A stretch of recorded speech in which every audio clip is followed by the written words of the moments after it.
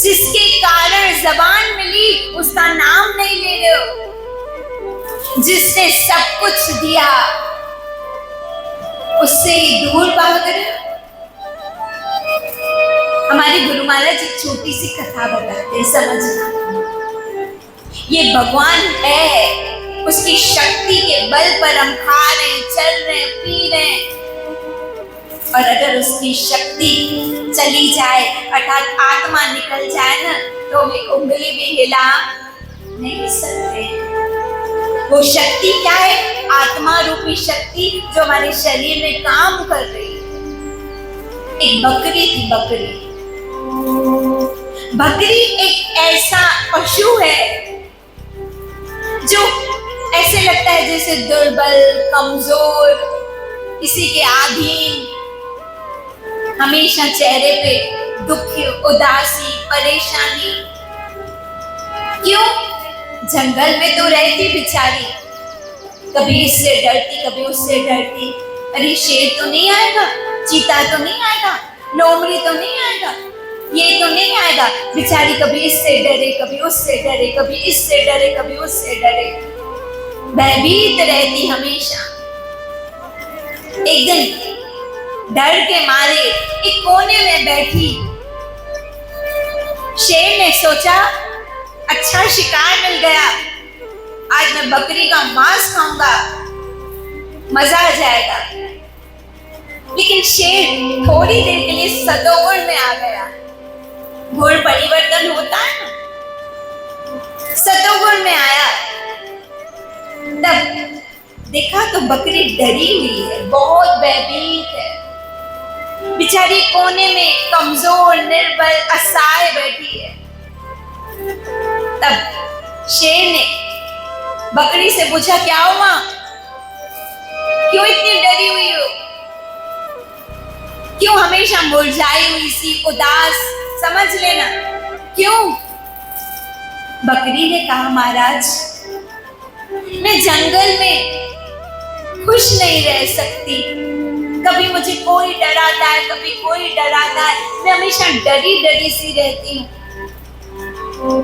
कभी किसका डर, कभी किसका डर, मेरा जीवन तो पूरा डर में निकल गया है, कभी मैंने बिंदास जिंदगी नहीं जी है। शेर को दया आ गई आज बकरी पे। सुनना, शेर ने कहा, चिंता मत कर तू, अब तू इस स्थान में रह, मैं अपने पांव से तेरे इर्द गिर्द अपने पंजों के निशान छोड़ता हूं। जब तू मेरे पंजों के साए में रहेगी, कोई तुम्हें कुछ भी नहीं करेगा। बिंदास रह, खा पी, ऐश कर, कोई कुछ नहीं करेगा। बकरी ने कहा ठीक है। शेर ने क्या किया, जहां बकरी थी दूर तक अपने पंजे के निशान छोड़ दिए शेर ने। जब निशान छोड़े तो आपको पता है जानवरों की आदत है, वो सूंघते हैं। जो भी कोई बकरी को देखता उस पे आक्रमण करने आता, लेकिन जब सूंघता तो किसके थे? शेर के पंजे, उनके चिन्ह लगे पड़े थे। वापस चला जाता। फिर कोई आता बकरी के पास, अरे अकेली है, चलो इसका शिकार करते हैं, इसको चीर फाड़ के खाएंगे, बड़ा मजा आएगा। लेकिन जैसे ही आता शेर के पंजों को सूंघता, वापस चला जाता। क्यों?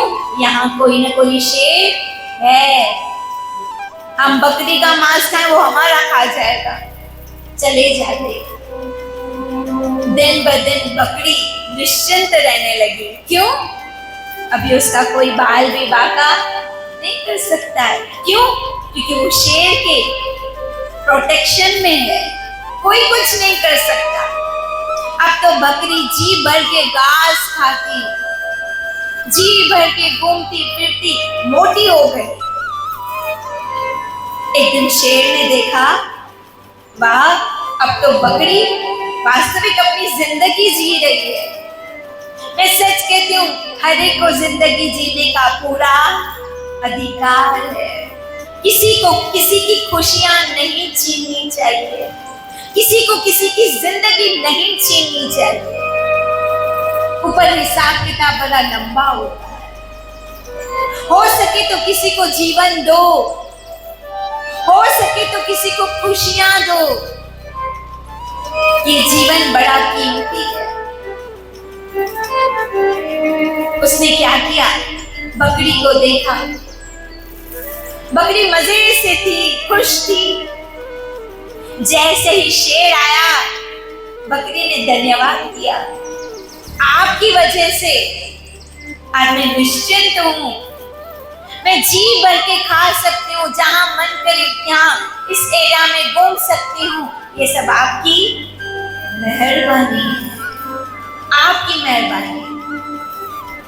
ठीक इसी प्रकार याद रखना, वहां शेर के पंजों के निशान थे तो बकरी सुरक्षित थी।